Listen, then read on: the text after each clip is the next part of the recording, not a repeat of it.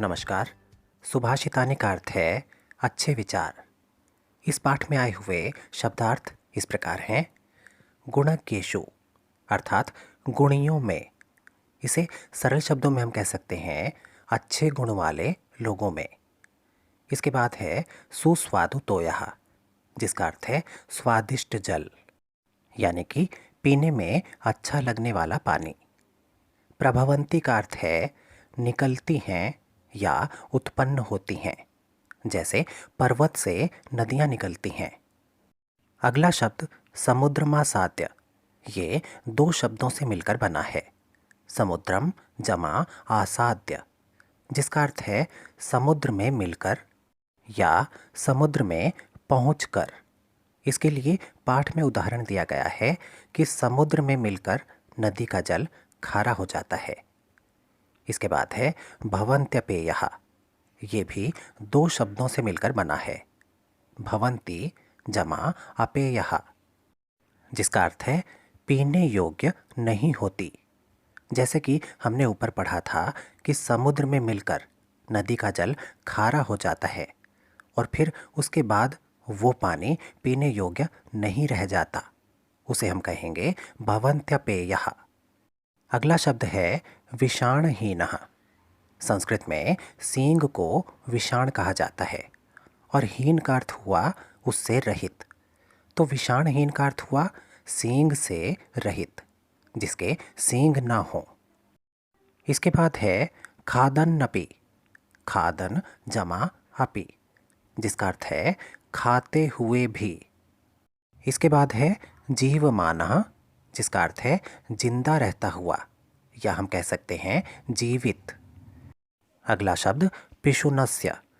पिशुन का अर्थ है चुगलखोर और पिशुनस्य, जिसमें षष्ठी विभक्ति का प्रयोग है, इसमें संबंध कारक का प्रयोग देखने को मिलता है। इसका अर्थ होगा चुगलखोर व्यक्ति का या चुगलखोर व्यक्ति की।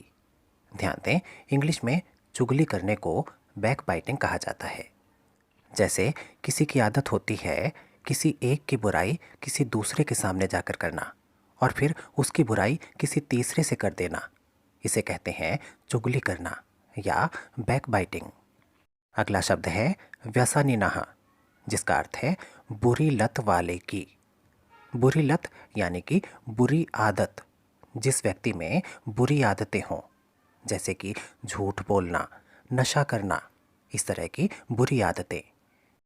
अगला शब्द नराधिपस्य, जिसका अर्थ होता है राजा का या राजा की, जैसे राजा की प्रजा, राजा का मंत्री। इसके बाद दिया गया है जनयेन मधुमक्षिकासौ, जो कि तीन शब्दों से मिलकर बना है। जनयेत जमा मधुमक्षिका जमा असौ। इनका अर्थ है यह मधुमक्खी पैदा करती है या निर्माण करती है।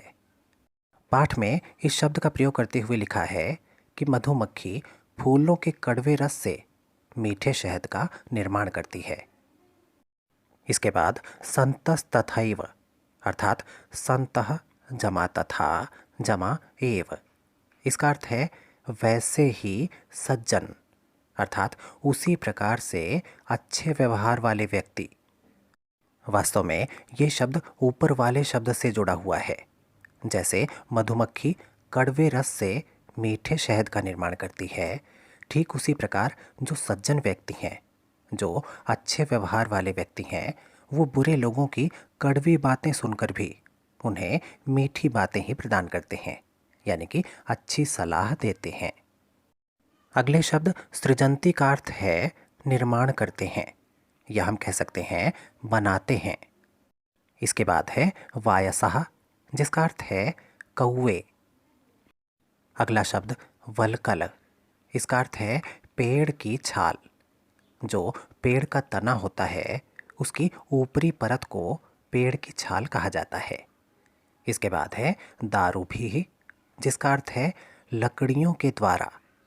जैसे लकड़ियों के द्वारा हम आग जलाते हैं, लकड़ियों के द्वारा हम भवन निर्माण करते हैं। अगले शब्द महीरुहा का अर्थ है वृक्ष, यानी कि पेड़। अगला शब्द कूप खननम, इसका अर्थ है कुआं खोदना। पुराने समय में कुआं ही पीने के पानी का सबसे अच्छा साधन माना जाता था। इसे खोद कर बनाया जाता था और जमीन के पानी का प्रयोग किया जाता था।